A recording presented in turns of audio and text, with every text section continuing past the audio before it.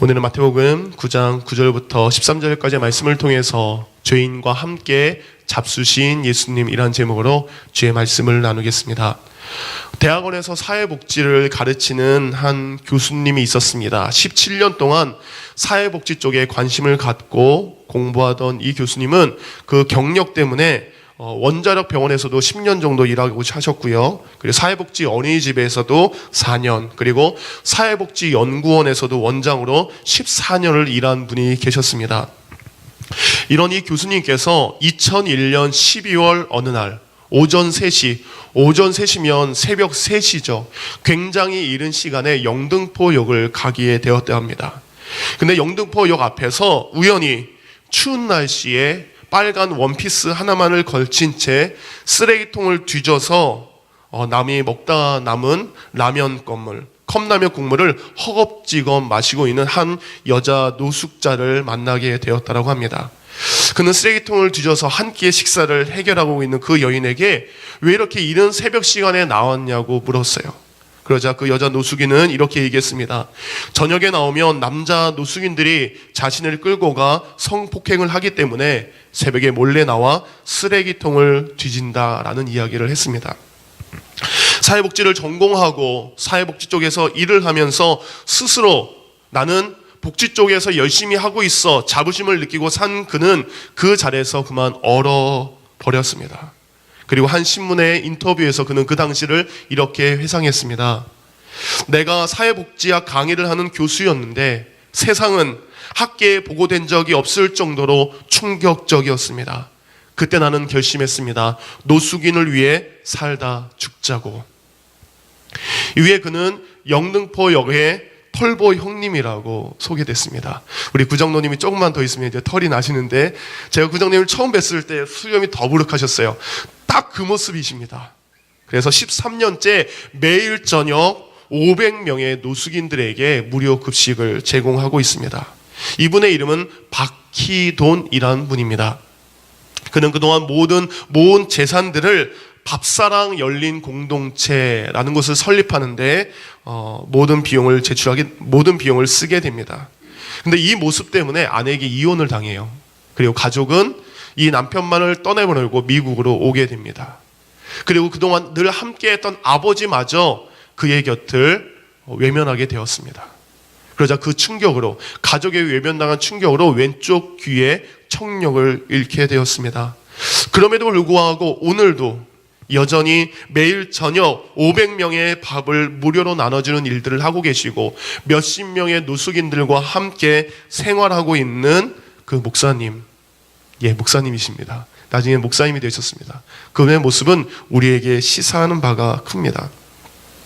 이제 한국 교회는 이런 이야기를 합니다. 중산층의 종교이다 라는 말을 합니다. 이 말은 한국에 있는 수많은 사람들, 전도의 대상으로 삼고 있는 사람들이 이제는 중산층에 있는 사람들, 소외되고 어려운 사람보다는 비교적 안정되고 여유로운 삶을 살고 있는 이들에게 우리의 전도의 초점이 맞춰져 있지는 않은가. 오늘 저는 빈민구제나 노숙인 사역 이런 말씀을 드리려고 이 본문 말씀을 택한 것은 아닙니다. 계속해서 마태복음 말씀을 이어가는 가운데 2주 전부터 제자에 대한 말씀을 드리고 있습니다. 2주 전 드렸던 제자의 말씀은 무엇입니까? 2명의 제자 후보생 중 한 사람은 자신의 욕심과 욕망을 채우려 했던 제자 후보생, 자신의 삶을 양보하지 못하고 희생하기를 주저하는 한 제자 후보생, 인생의 파도와 현실 앞에 어려움을 만났을 때 즐거운 롤러코스터를 타는 것이 아니라 예수님을 신뢰하지 못하고 죽겠다라고 말한 제자들의 모습, 이어서 오늘도 제자에 대한 말씀을 나누고자 합니다.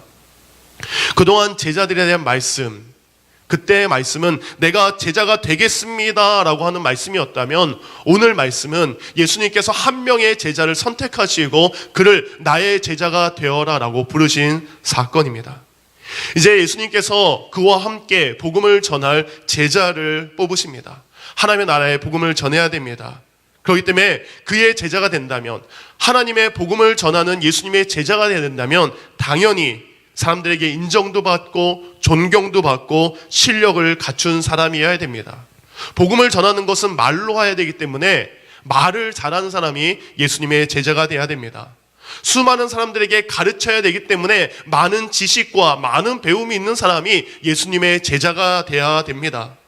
많은 다양한 지위에 있는 사람들을 만나야 되기 때문에, 다양한 직업을 가진 사람을 만나야 하기 때문에 세상적으로 높은 지위와 명예를 가지고 있는 사람이 예수님의 제자가 되어야 됩니다. 이 모든 것을 고려해서 예수님은 제자를 부르셔야 되지만, 예수님은 우리가 상상하는 것, 우리가 바라는 제자들의 모습과 전혀 다른 한 사람을 부르고 계십니다. 바로 예수님께서 부르신 제자는 모든 유대인들과, 그리고 하나님을 믿는다라고 하는 바리새인들과, 그리고 서기관들, 제사장들에게 손가락질을 받고 있는, 지금으로 말하면 세금 징수원, 세무 공무원인 바로 세리 마태를 예수님께서 제자로 부르신 것입니다. 예수님께서 세리 마태를 부르신 그의 또 다른 이름은 레위이기도 합니다. 어쨌든 레위라는 이름을 가졌기도 하고, 그리고 별명이 마태일 수도, 예수님께서 게바하지만 베드로라고 말씀하셨던 것처럼 두 가지의 이름을 갖고 있는 그의 직업은 바로 갈릴리 호수의 한쪽에 무역이 활발하게 이루어지고 있는 가버나움 지역의 무역, 그리고 백성들에게 세금을 징수하는 세금 징수원이었습니다. 근데 이렇게 세금을 징수하는 사람들이 왜 사람들이 미워했을까? 바로 그들이 로마의 세금 바치는 일을 담당했기 때문입니다. 로마에서 세금을 걷는 사람들을 그 예루살렘이나 지배하는 곳으로 보낸 것이 아니라 그 현지에 있는 사람 중에 한 사람을 택해서 세금을 걷게 합니다. 근데 문제는 이것입니다. 로마의 세금을 바치게 되는 일정한 비율이 정해져 있어요. 그럼 그 사람들이 그 일정한 비율만 걷어서 바치면 되는데, 로마는 이 사람들에게 월급을 주지 않았습니다. 대부분의 세금 징수원들은 자기가 거둔 세금에서 일부를 취해서 자기의 호주머니에 넣고 자기의 월급을 취하게 됩니다. 그럼 그 사람들이 적당한 양의 돈만 걷어서 적당한 돈만을 세금으로 보내야 되지만, 로마에 거둘 것은 칼같이 걷고 그 뒤에 자기의 주머니에 들어갈 돈을 부당하게 많이 걷는 것이 그 당시의 모습이었어요. 마음만 좋으면 세금 덜 걷습니다. 나랑 별로 관계가 안 좋습니다. 그러면 이렇게 저렇게 해가지고 더 많은 세금들을 걷게 됩니다. 그래서 백성들의 미움을 받게 되었어요. 그리고 하나님을 믿는다라고 하는 바리새인들과 서기관과 제사장들에게 미움을 받은 것은, 그들은 주로, 마태는 주로 바로 이방인들과 늘 자주 만남을 갖기 때문입니다. 무역이 활발한 곳이기 때문에 수많은 외국 사람들이 들어오게 돼요. 그리고 그 수많은 외국 사람들과 자주 접촉하게 됩니다. 그래서 이방인들의 돈이 유대인들에게 들어오게 돼요. 그러니까 유대인들이 보기에는, 종교 지도자들이 보기에는 저 사마리아 사람들처럼, 유대와 그리고 이방인의 피가 섞여서 그들 가운데 하나님을 영광을 가리는 것처럼 이방인의 돈을 취하고 이방인들의 돈을 사용하고 있는 그들의 모습을 보면서 바리새인들은 정죄했습니다. 이런 죄인 취급받는 레위, 그리고 많은 사람들에게 손가락질을 받고 있는 세리 마태를 예수님은 제자로 부르셨습니다. 세상 사람들이 보면 악하고 가까이 하고 싶지 않은 죄인이지만, 오늘 예수님께서는 그를 부르시고 그를 제자 삼아 주셨습니다. 오늘 마태를 제자로 삼아주신 그 예수님의 부르심 가운데에 우리는 두 가지의 영적인 교훈을 우리는 발견할 수 있습니다. 그 첫 번째 영적인 교훈은, 예수님은 죄인을 제자로 부르셨다는 것입니다. 11절은 이렇게 얘기하고 있습니다. 많은 세리와 죄인들이 와서 예수와 제자들과 함께 앉았더라. 예수님께서 이제 마태의 집에 초대받아서 함께 가게 되었습니다. 근데 마태만 오는 것이 아니라 오늘 성경은 카메라처럼 우리에게 보고 있어요. 예수님 주위에 누가 있는가? 한 명의 세리만 있는 것이 아니라 손가락질 당하고 있는 수많은 세리들이 함께 있었고, 그리고 누가 있었더라고 얘기합니까? 죄인들이 와서 있었더라. 그 사람들이 어떤 죄인인지 성경은 기록하고 있지 않습니다. 그 사람들이 어떠한 잘못을 한 사람인지 성경은 말하고 있지 않습니다. 그렇지만 우리가 알 수 있는 것은, 어쨌든 예수님 주변에는 지금 의로운 사람, 정결한 사람, 깨끗한 사람으로 가득 차 있는 것이 아니라 예수님 주변에는 죄인들로 가득 차 있습니다. 여기도 죄인입니다. 저기도 죄인입니다. 세상 사람들이 죄인이라고 여기는 사람들이 예수님 왼쪽에도 오른쪽에도 앞쪽에도 있는 것을 성경은 기록하고 있습니다. 세상에서 죄인으로 손가락질 받는 사람들, 세상에선 나쁜 사람들이야. 그리고 세상엔 소외된 사람들이 예수님 주변에 모여들었습니다. 바로 예수님께서는 그런 사람들을 부르셨고 그들과 함께 하셨고 그들을 만나 주셨습니다. 그리고 그들을 제자로 삼아 주셨습니다.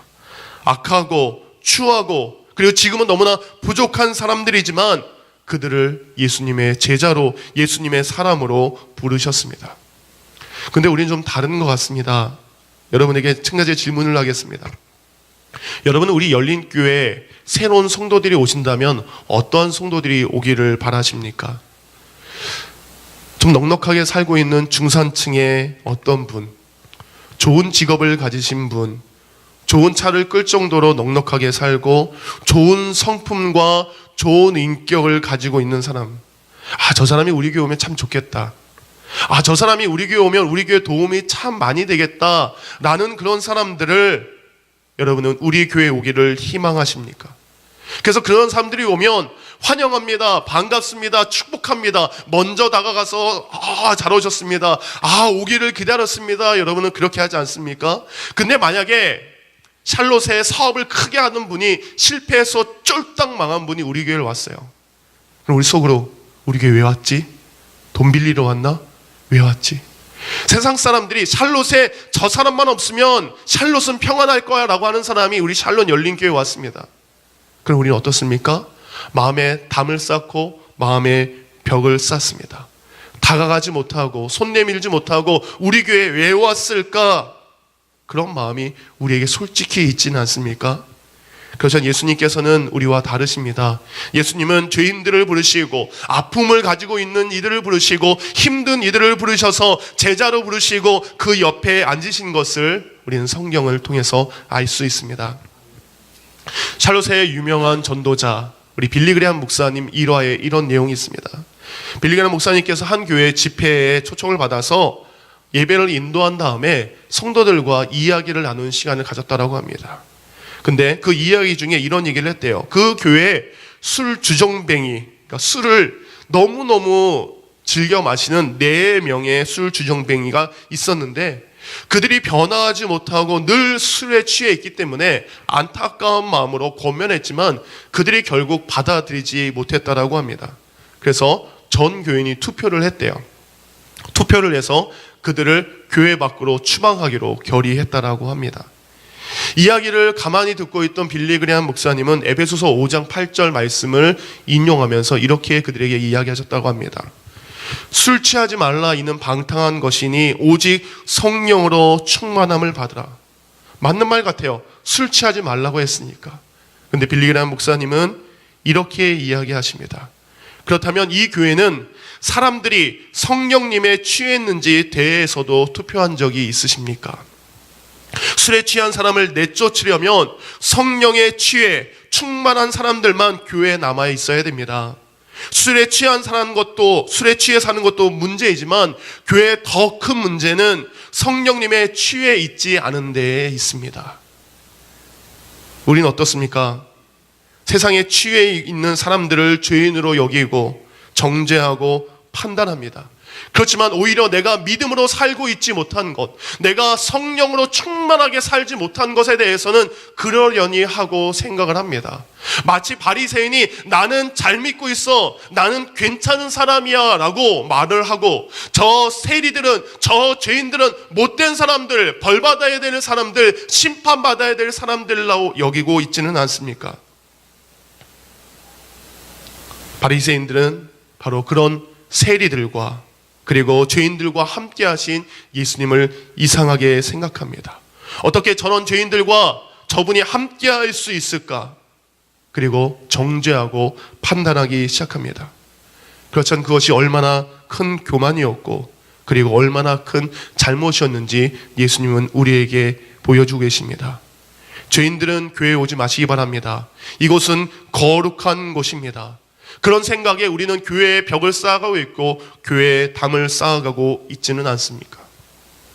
내일 모레 4월 28일 날 미국 연방법원에 동성 결혼에 대한 판결이 있습니다.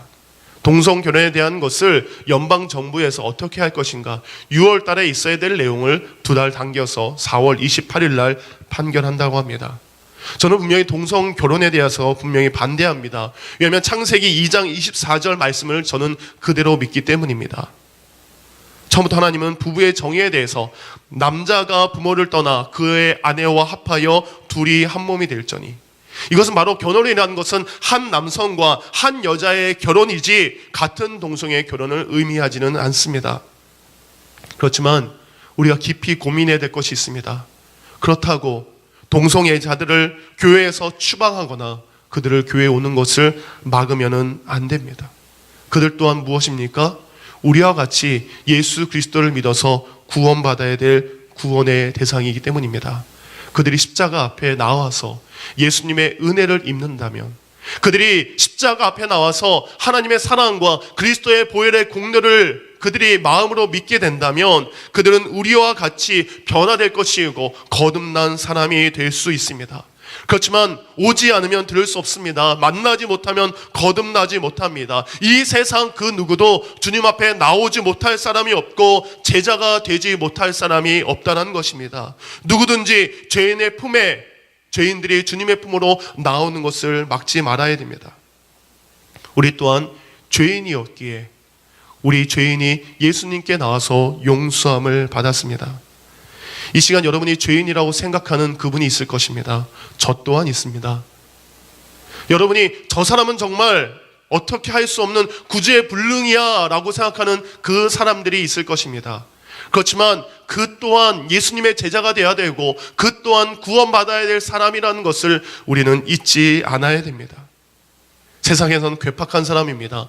세상에서는 무서운 사람입니다. 세상에서는 끔찍한 사람입니다. 세상에서는 잔인한 사람이지만 그 또한 예수님의 제자가 되어야 될 줄 믿습니다. 바로 예수님은 그들을 바로 제자로 부르신 것을 알 수 있습니다. 두 번째 제자의 의미는 바로 이것입니다. 제자된 우린 모두는 모든 사람과 사랑의 식탁 교제를 나눠야 됩니다. 바로 예수님께서는 오늘 우리에게 죄인들이 제자가 될 수 있다는 것을 보여주셨던 것처럼, 예수님은 죄인들과 함께 식탁 교제를 나누셨던 것처럼 오늘 우리에게도 말씀하십니다. 너희들도 죄인들과 함께 먹으라. 너희들도 죄인들과 함께 살라. 너희도 제자들과 죄인들과 함께 그들을 품에 안으라라고 얘기하십니다.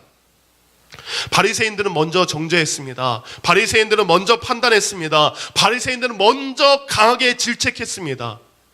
근데 여러분, 밥상을 한번 생각해 보시기 바랍니다. 밥 먹을 때 그곳에는 사랑이 있습니다. 밥 먹을 때 그곳에는 섬김이 있습니다. 밥 먹을 때 그곳에는 기쁨이 있습니다.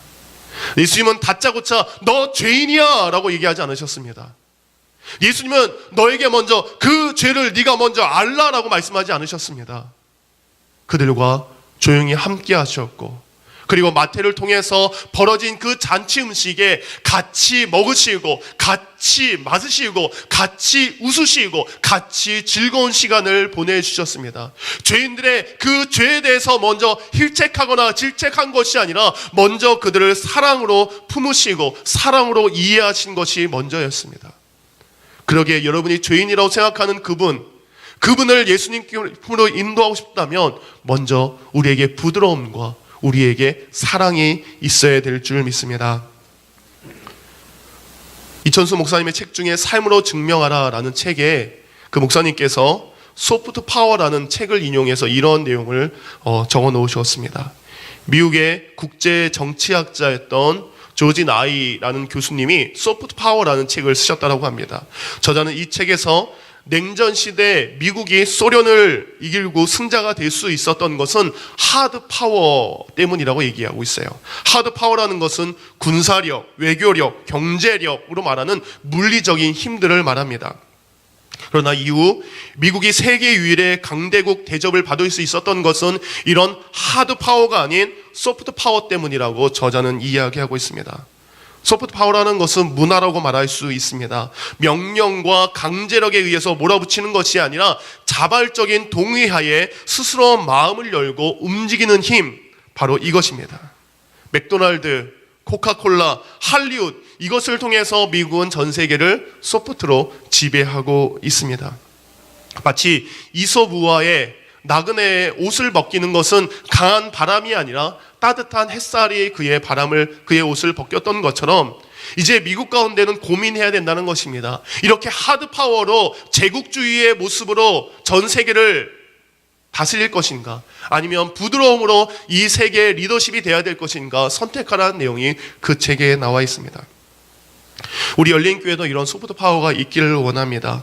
강제적이고 두려운 마음으로 사람을 이끄는 것이 아니라 부드러운 마음으로 사람들이 자발적으로 참여할 수 있는 목회가 저의 한 부분, 그리고 우리 교회의 한 부분이 되기를 원합니다.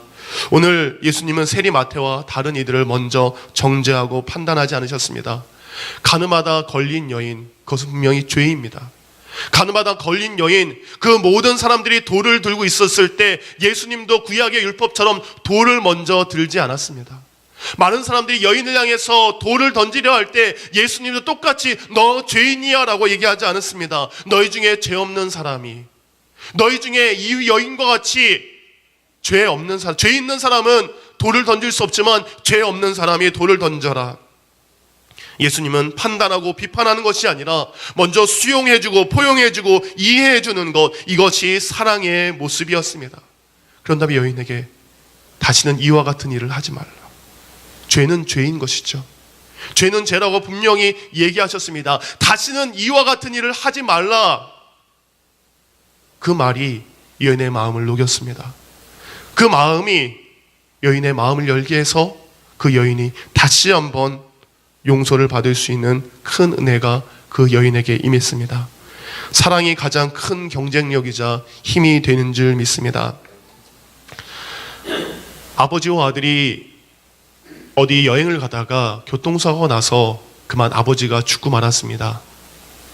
그 이후로 이 아들이 삐뚤어지기 시작했어요. 아버지는 나 때문에 죽은 거야.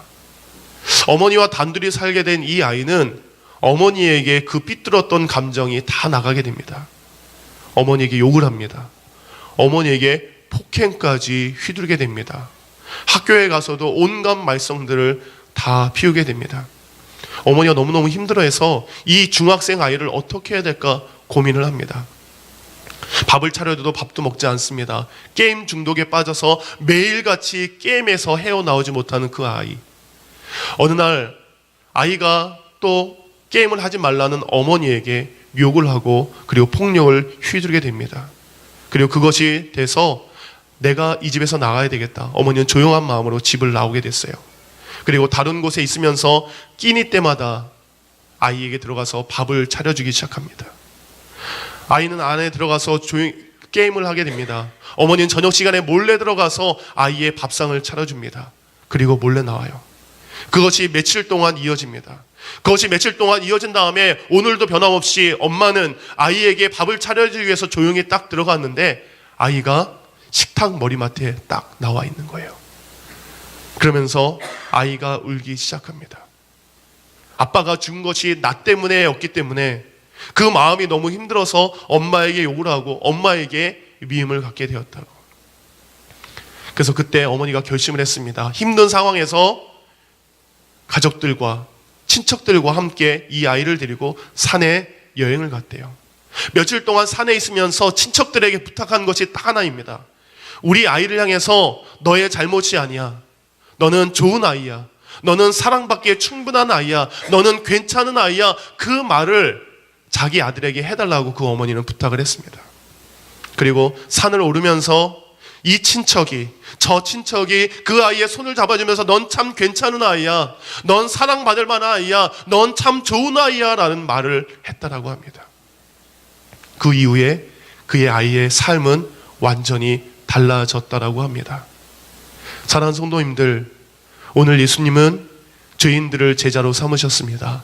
그리고 그들과 함께 사랑의 밥상을 나누셨습니다. 오늘 그 부탁은, 그 명령은 우리에게도 이루어지는 줄 믿습니다. 우리는 죄인들 가운데 삽니다. 세상에 나아가면 수많은 죄인들이 있습니다. 그들을 주님의 품으로 인도해야 될 사명이 우리 가운데 있는 줄 믿습니다. 그렇지만 그들을 인도하는 우리의 사명은 그들을 정죄하고 비판하고 판단하는 것보다 그들을 이해하고 그들을 예수 그리스도의 사랑으로 함께 우리의 섬김과 우리의 사랑의 밥상을 통해서 그들을 귀하게 여겨야 될 줄 믿습니다. 오늘 본문은 이렇게 끝납니다. 너희는 가서 내가 긍휼을 원하고 제사를 원하지 아니하노라 하신 뜻이 무엇인가 배우라. 호세아서 6장 6절에 대한 말씀입니다. 내가 제사 드리고 예배를 드리고 형식적으로 나를 섬기는 것이 아니라 내가 원하는 것은 내가 너희를 긍휼하게 여겼던 것처럼 하나님이 하나님의 백성들을 호세아를 통해서 음탕한 여인을 긍휼로 여겼던 것처럼 너희도 세상에 나가서 수많은 사람들을 긍휼하게 여겨라. 그러면서 말씀하십니다. 내가 의인을 부르러 온 것이 아니라 죄인을 부르러 온 것이다. 내가 건강한 자에게는 의인이 쓸데없고 의사가 필요 없고 연약한 자들에게 의사가 필요했던 것처럼 내가 연약한 자들 그리고 죄인인 그들의 친구가 되기 위해서 이 땅에 오셨은 것을 말씀해 주고 계십니다. 사랑하는 성도님들, 여러분들 또한 병든 자들의 친구가 되어주길 원합니다. 여러분들 또한 죄인들의 친구가 되어주길 원합니다. 그들과 함께 음식을 모으신 예수님처럼 여러분의 삶의 자리에 그분들을 초대하시고 사랑의 친교를 나누시게 된다면 그들 또한 예수님의 제자가 될 줄 믿습니다. 이 시간 다 같이 들은 말씀을 생각하고 기도하겠습니다. 주님, 우리의 모습은 참 다릅니다. 우리의 모습은 다르지만 주님, 우리가 사랑과 그리고 우리의 선행으로 그들을 격려하며 그들을 따스함으로 보도어 가기를 원합니다. 주님, 죄인인 나를 부르셔서 제자 삼았던 것처럼 나 또한 세상 가운데 죄인으로 손가락질 받는 그들을 주님 앞으로 인도하기를 원합니다. 그리고 그들과 사랑의 교제, 사랑의 식탁을 나누길 원합니다. 이 시간 기도합니다.